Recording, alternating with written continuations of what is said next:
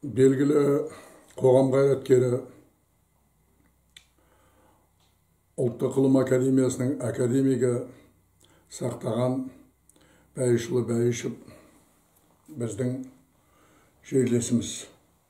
Ол 1909 жылы 1 октябрьде, қазірше айтқанда қазанда, Ақтөбе облысы қазіргі Байғанин ауданының Ақжар ауылында дүниеге келген. 1982 жылы 18 маусымда Алматыда қайтыс болды. Мен ол кезде Алматыда аспирант болатынмын. Бұл кісіні талай көрдік, сөйлеген сөздерін тыңдадық.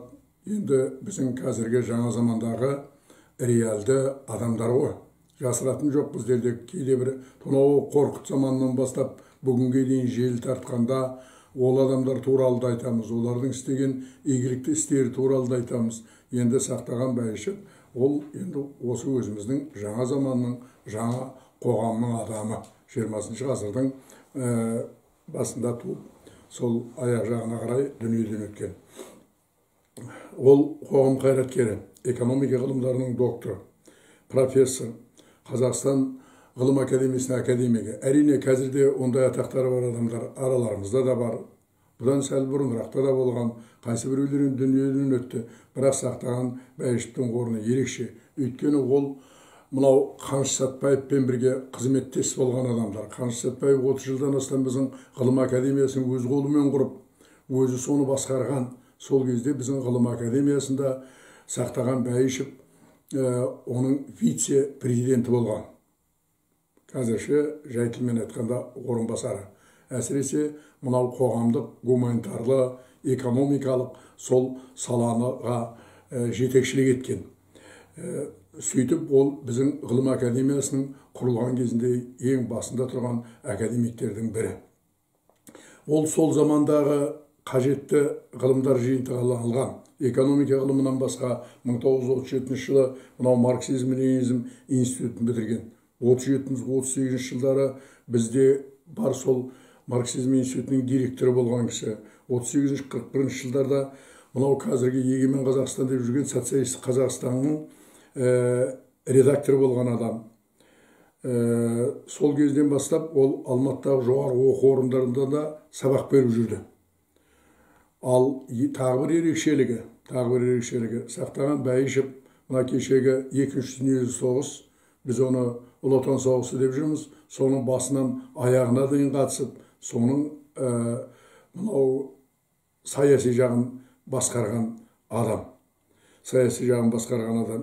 Және конкретті 100-ші, 364-ші атқыштар дивизиясында сол саяси бөлім бастығы болған, аман-сау елге оралған. Міне сонан кейін 1946-56 жылдары ол кісі сол зор еңбегінің арқасында, ол кезде сенім артпаса ондай орынға қоймайды, партия тарихи институтының директоры болған. 46 жылдан 56 жылға дейін 10 жыл бойы. Ал одан кейін 1956-68 жылдары 12 жыл бойы, жаңағы мен айтып отырған Қазақстан ғылым академиясының вице-президенті болған.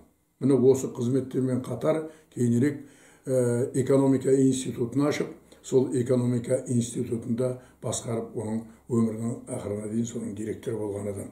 Енді ол осы уақыттардың ішінде мынау бізде кейде қатар адамдар туралы өзі жақсы пікір айтпаймыз ғой.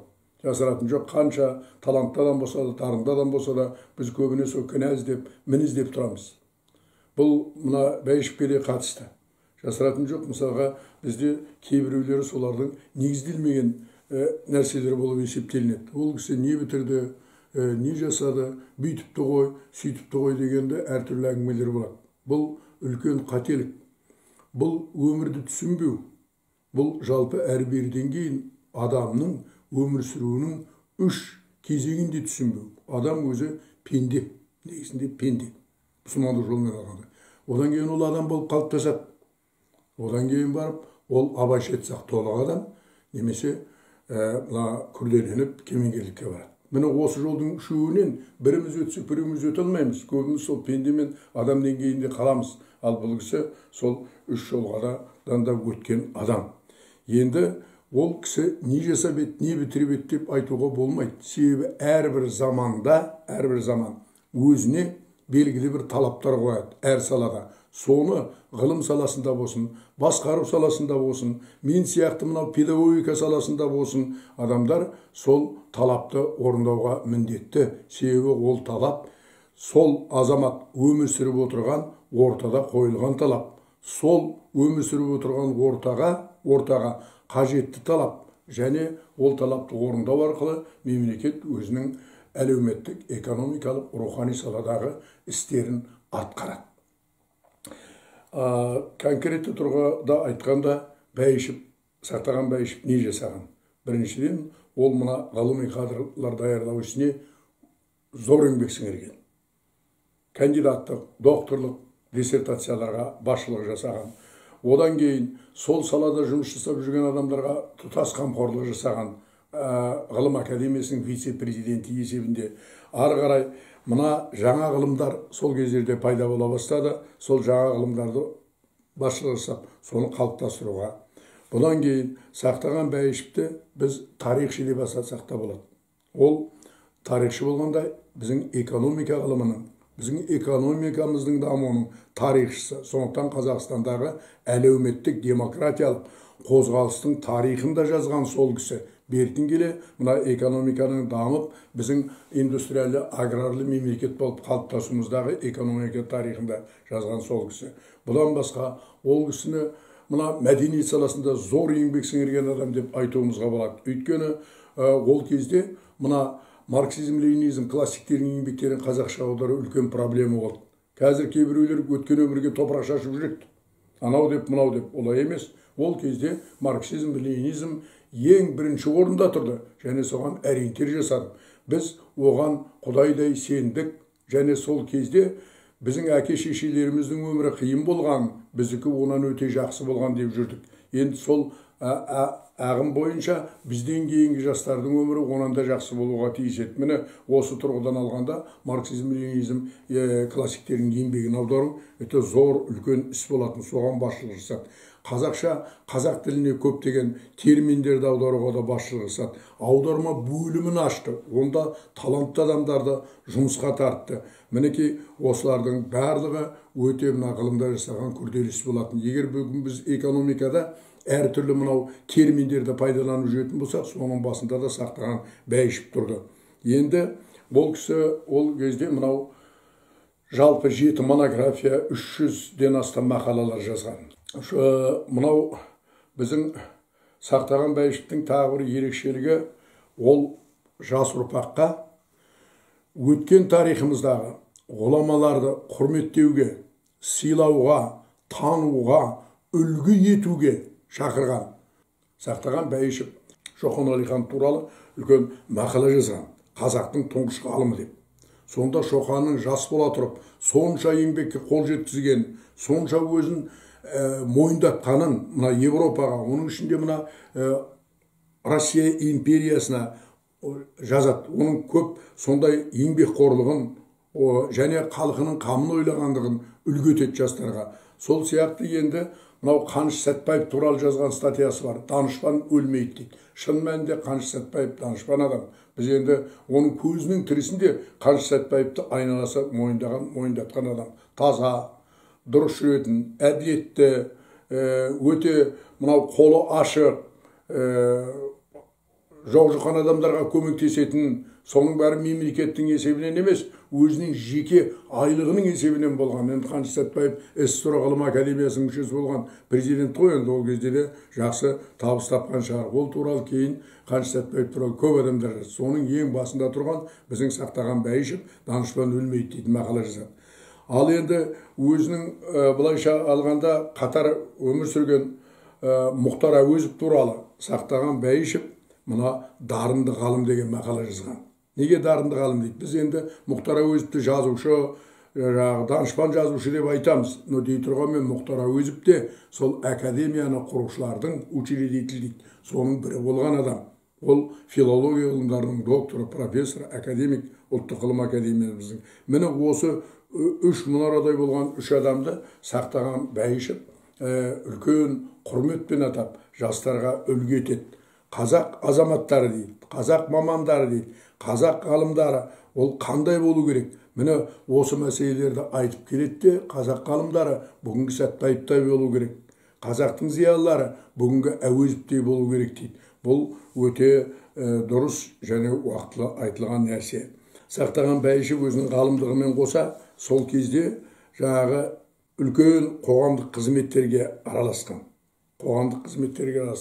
Міне осы қоғамдық қызметтерге араласқан, өзінің беделін пайдалана отырып, ол өзінің кемел шақтарында, кемел кездерінде біздің жас ғалымдардың әлемге танылған ғалымдардан үлгі алу үшін соны да үлгілеп жазған мақалалары бар. Ол Менделеев туралы, Тимирязев, Павлов, Вернадский, Вавилов, бұлардың бәрі академиктер. Міне осылар туралы жазып келеді, солардың қатарына өзіміздің Қаныш Сәтбаев пен Мұхтар Әуезовті қояды.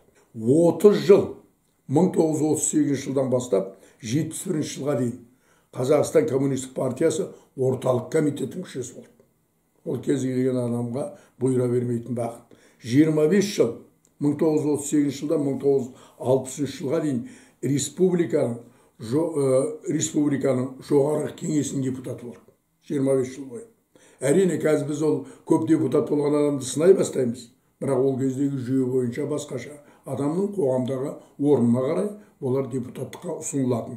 Одан кейін демографиялық, ұлттық құрамына байланысты, жас ерекшеліктеріне байланысты тағысын тағылар. Олай болса, бұл кісі сол 25 жыл бойы үлкен қызметтерде болып, және бір жағынан республиканың жоғарғы кеңесінің депутаты болған. Ал 1959-63 жылдары бұл кісі Қазақ ССР жоғарғы кеңесінің төрағасы болған. Қазақ ССР жоғарғы кеңесінің төрағасы, қазіргі мына парламенттің төрағасы сияқты. Міне осындай зор қоғам қайраткері болған адам. Сөзіміз түйіндей келіп айтатын болсақ, жалпы Бәйішев сақтаған Бәйішев сияқты адамдардың өмірі, тарихы, жалпы еткен еңбектері, істеген істері өте үлгілі істер. Өйткені ол кісі қарапайым шағын ауылдан шығып, одан сол ауылының атын шығарып, өзінің елінің атын шығарған, қазақ ұлтының атын шығарған көрнекті адамдардың бірі.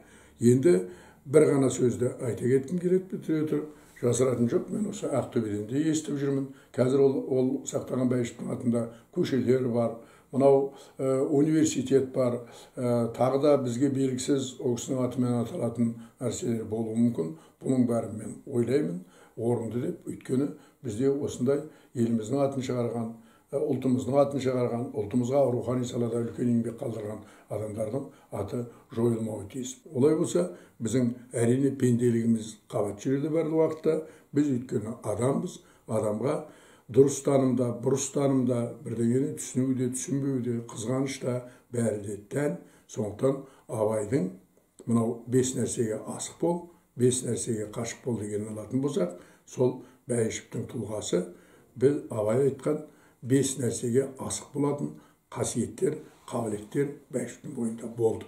Сол үшін де ол құрметті.